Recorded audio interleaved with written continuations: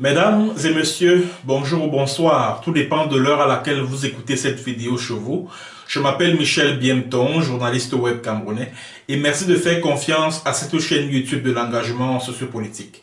Bienvenue à cette causerie citoyenne sur l'actualité camerounaise et africaine. Bienvenue à la chronique de MBT, mesdames et messieurs.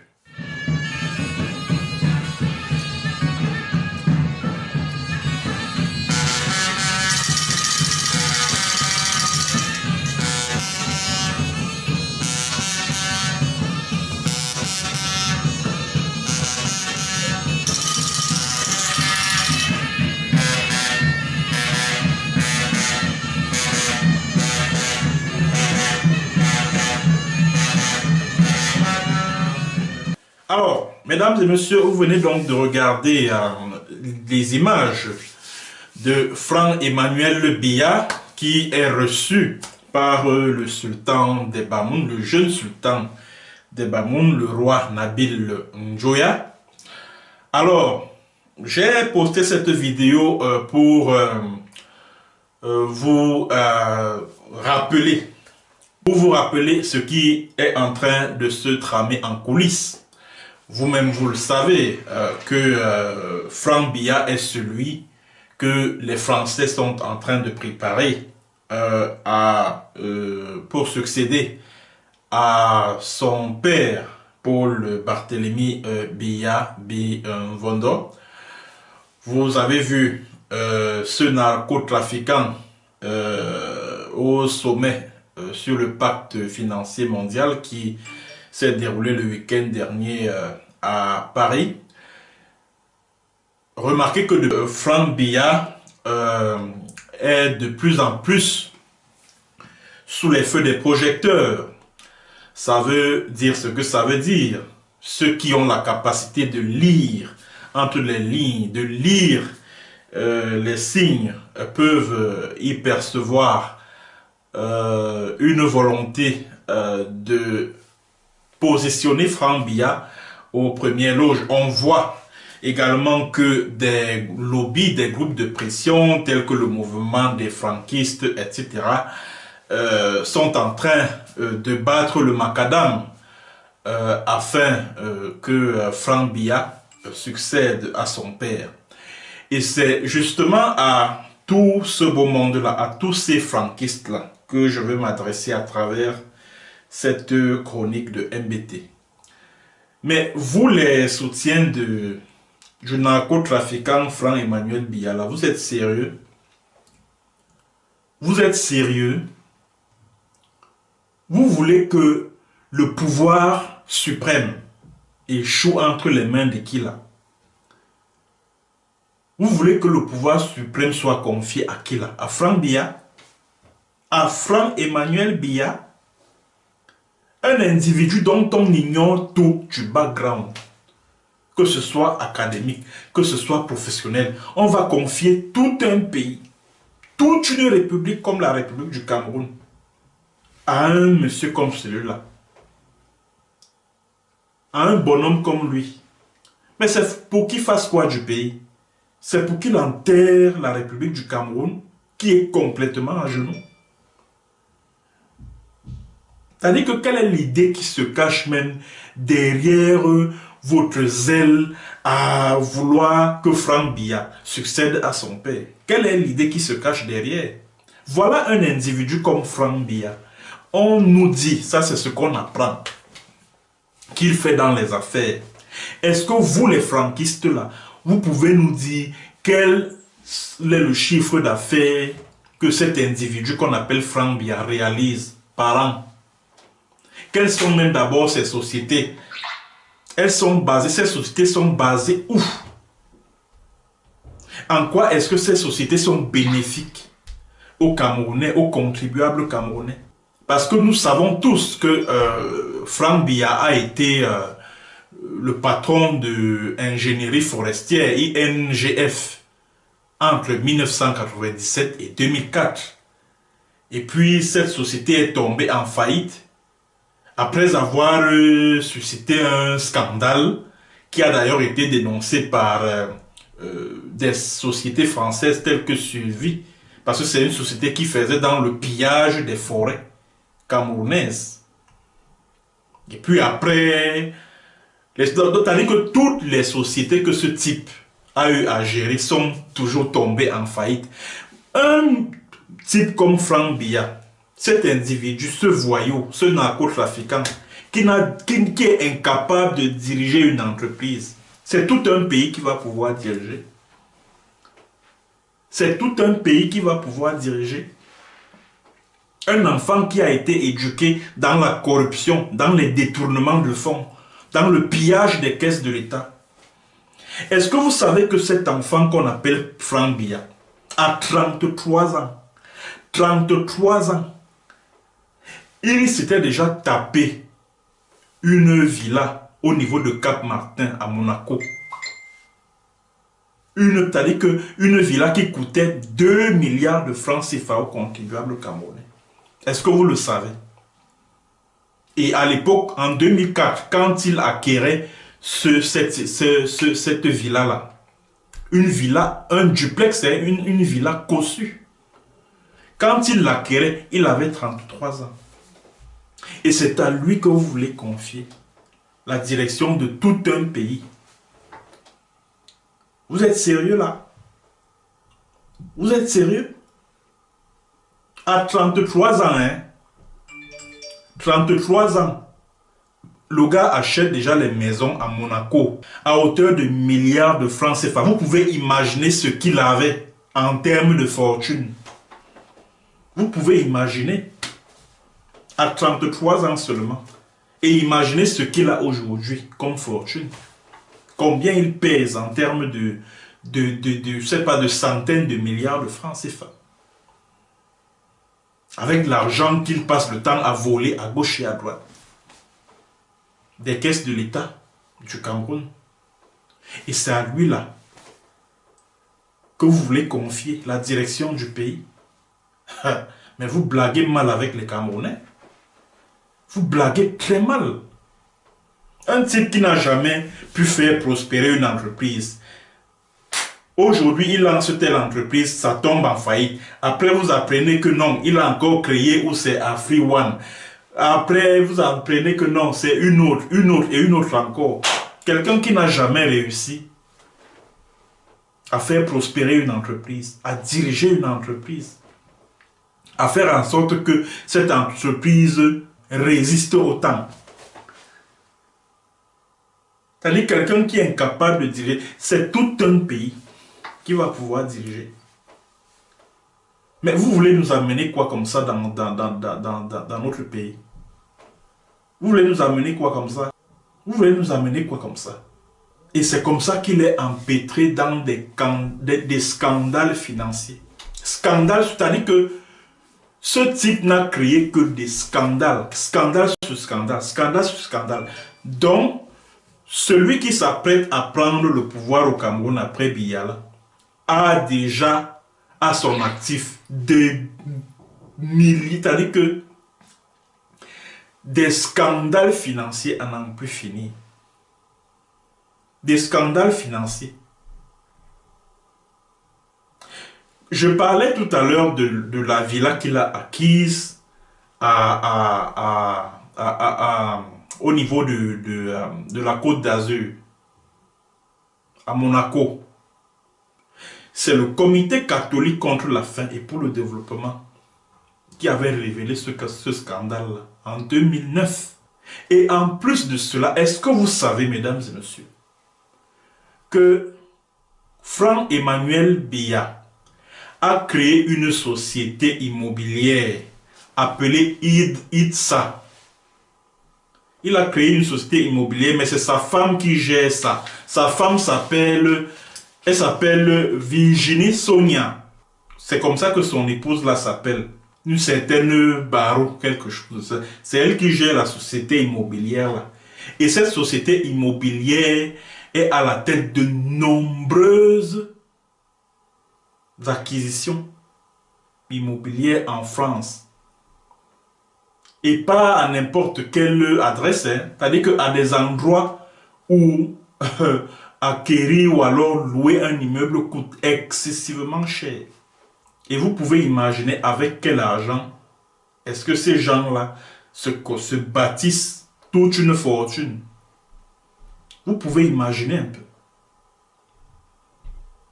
Pendant que le fils des Biya pille les caisses de l'État, les Camerounais manquent du strict minimum. Ils n'ont pas de soins de qualité, ni d'éducation de qualité. Ils n'ont pas d'eau potable, ils n'ont pas d'électricité. Ils n'ont pratiquement rien. Ils manquent du strict minimum. Et pendant que les Camerounais tirent le diable par la queue, le fils de Biya, lui, il s'enrichit. Il crée des scandales financiers à gauche et à droite. En 2012, l'Alliance pour la défense du bien public avait révélé que Franck Biya a pillé des centaines de milliards de francs CFA des caisses de l'État à travers l'acquisition la vente des obligations de trésor à coupon zéro. Et il a bénéficié de la complicité de certains de ses oncles paternels, dont Feu Nkoto Imane, directeur général de Camtel, Louis-Paul Motazé, qui est son cousin, et qui était à l'époque directeur général de la CNPS, et Vumoku, qui est un autre de ses cousins, qui était à l'époque directeur général de la Caisse autonome d'amortissement. Voilà donc les trois personnalités qui ont permis à Franck Biya de bénéficier de centaines de milliards à travers le rachat des OTZ, obligations de trésor à coupon zéro. Et il a eu ce privilège parce qu'il a eu l'information avant tous les autres hommes d'affaires qui avaient pour projet, qui avaient pour ambition de racheter les mêmes OTZ là. Donc il a bénéficié des relations familiales qu'il avait avec toutes ces sociétés-là, la Camtel, la CNPS et puis la CAA, qui voulaient vendre ces OTZ-là. Et il a décroché la timbale, comme on dit. Et cela s'appelle détournement de fonds publics à travers un délit d'initié.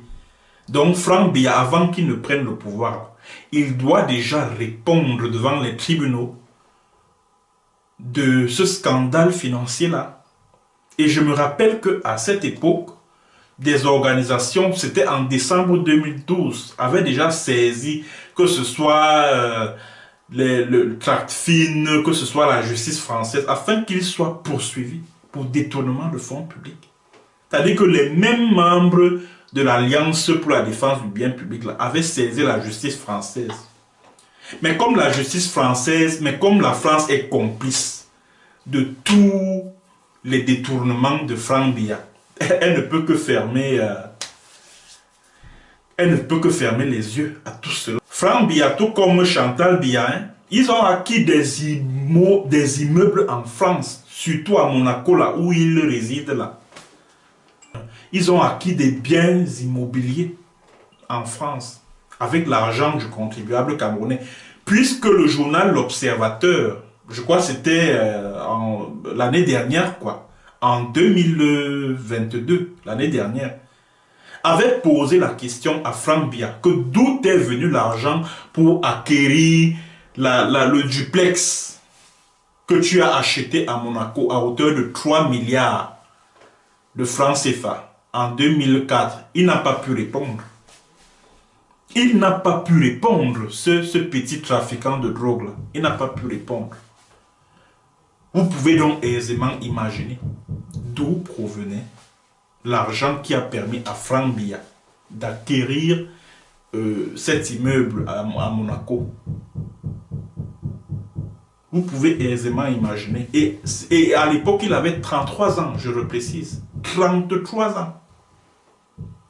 Si déjà à 33 ans, il achète un immeuble à Monaco à 3 milliards, vous pouvez imaginer combien il pesait en termes de fortune.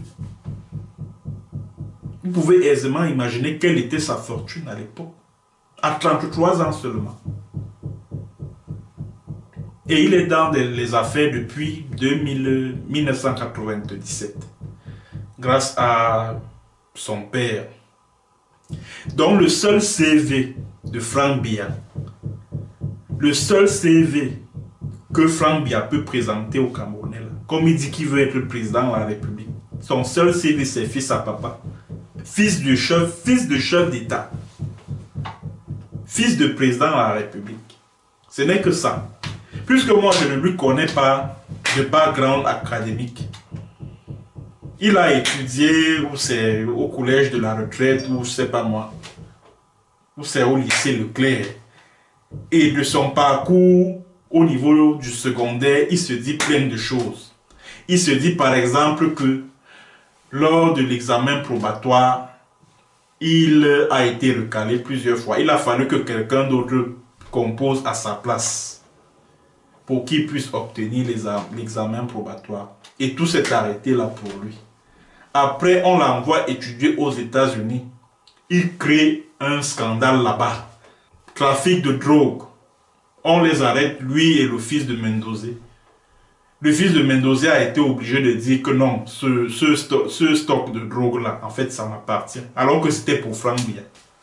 Pour que cela ne fasse pas honte au président Biya et à sa famille, le fils de Mendozé a été obligé de porter le chapeau et tout seul. Voilà comment Franck Biya est sorti sain et sauf de cette histoire-là. Après, il a été renvoyé au Cameroun. Il dit qu'il fait dans les affaires. Quelle est sa marge bénéficiaire? On ne sait pas. Quel est son chiffre d'affaires annuel? On ne sait pas. Il y a ce qu'on appelle dans le fonctionnement des entreprises la responsabilité sociétale. Donc ça veut dire qu'une entreprise qui opère quelque part a le devoir d'investir dans la construction des infrastructures sociales, à savoir construire des routes, des écoles, des hôpitaux. Dites-moi, vous qui dites là que oh, Franck Biya, après Biya, ça sera Biya. Dites-nous ce que Franck Biya a eu à faire en tant qu'homme d'affaires. Est-ce qu'il a construit, je sais pas moi, un forage quelque part à San Milima, dans le Dja et Lobo, ou alors chez sa maman là, chez les Yebekolo là-bas, vers Ayos là, ou à Konolinga, je sais pas moi. Est-ce qu'il a eu un investissement social là-bas qui rappelle quand même son dévouement vis-à-vis de la population qui souffre? Est-ce que vous pouvez nous dire ce que les sociétés de Franck Biya ont déjà eu à poser comme acte dans le cadre de la responsabilité sociétale des entreprises? Est-ce que vous pouvez nous dire? Donc si déjà il se fiche pas mal de la population, c'est quand il sera au pouvoir qu'il va s'associer de cette même population. Si déjà il ne sait même pas si cette population existe, c'est quand il sera au pouvoir là qu'il va vraiment se dévouer, se consacrer, qu'il va prendre à cœur les souffrances, les misères des Camerounais. Vous êtes sérieux là? Vous êtes sérieux? Et le scandale tout récent, c'était celui avec Savannah Energy. C'est-à-dire qu'il a créé une nébuleuse avec ses amis à travers l'Afrique de l'Ouest, appelée Savannah Energy. Ils partent escroquer les Tchadiens, c'est-à-dire qu'ils exploitent le pétrole là-bas. Maintenant, ils transportent ça à travers le Cameroun grâce au pipeline Tchad-Cameroun. Et quand ils transportent le pétrole, les dividendes là, c'est Franck Biya qui encaisse.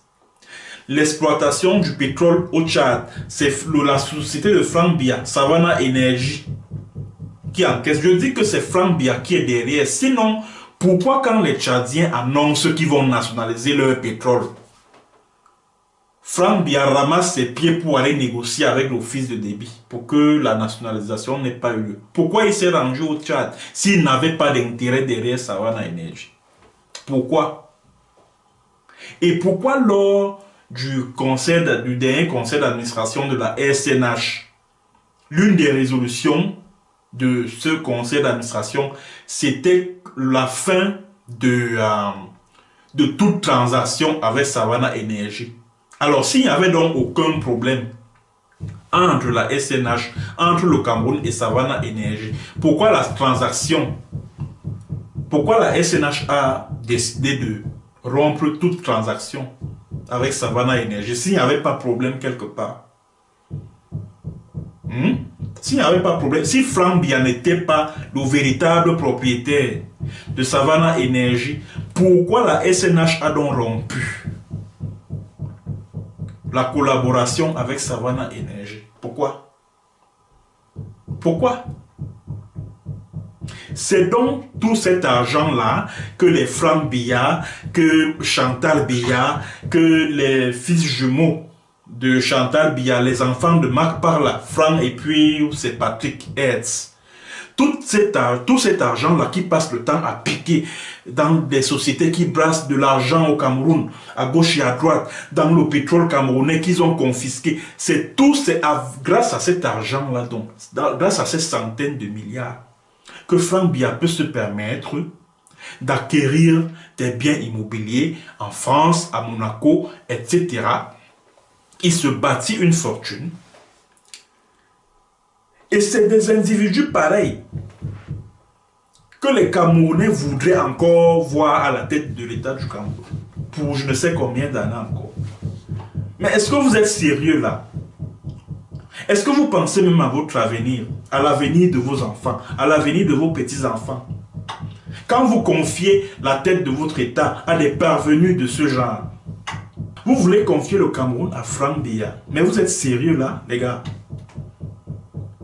Vous êtes sérieux? Vous voulez confier la gestion de toute une république à un voyou comme un Franck Biya? C'est pour que le Cameroun devienne finalement quoi? C'est pour que le Cameroun devienne quoi? C'est pour qu'ils viennent enterrer le Cameroun. Puisque le Cameroun est même déjà mort depuis, il n'existe plus. Après plus de 41 ans, Biya a fait du Cameroun, c'est-à-dire que la risée du monde entier.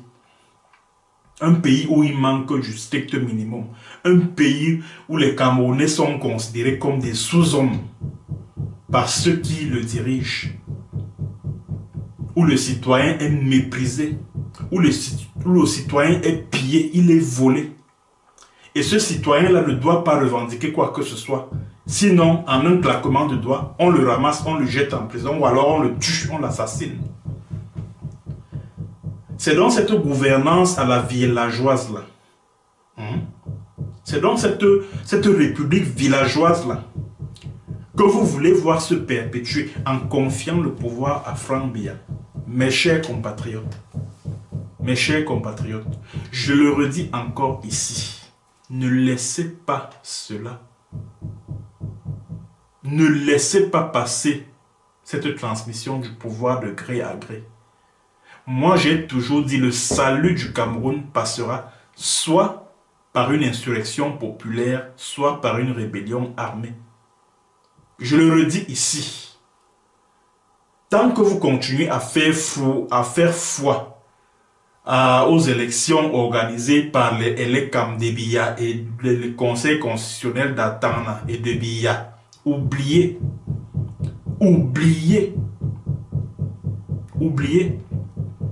Et si vous ne vous soulevez pas pour faire tomber ces gens-là,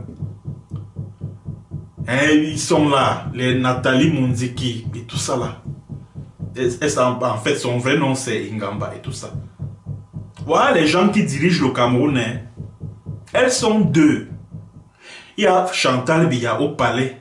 Et maintenant, il y a Nathalie Ingamba qui dirige la caisse noire de la République du Cameroun. Parce que la SNH, là, c'est la caisse noire du régime. Donc, le Cameroun est en ce moment entre les jupons de deux femmes qui contrôlent le Cameroun, qui ont mis le Cameroun en coupe réglée. Et vous acceptez ça? Vous trouvez que c'est normal? Merci mesdames et messieurs d'avoir suivi cette vidéo. C'est le message que je voulais passer à travers cette édition de la chronique de MBT. N'oubliez pas de liker la vidéo. N'oubliez pas de partager, de la partager et surtout de vous abonner massivement à ma chaîne YouTube Michel Le Bien Tong. À très bientôt pour une autre séance et sur un autre thème.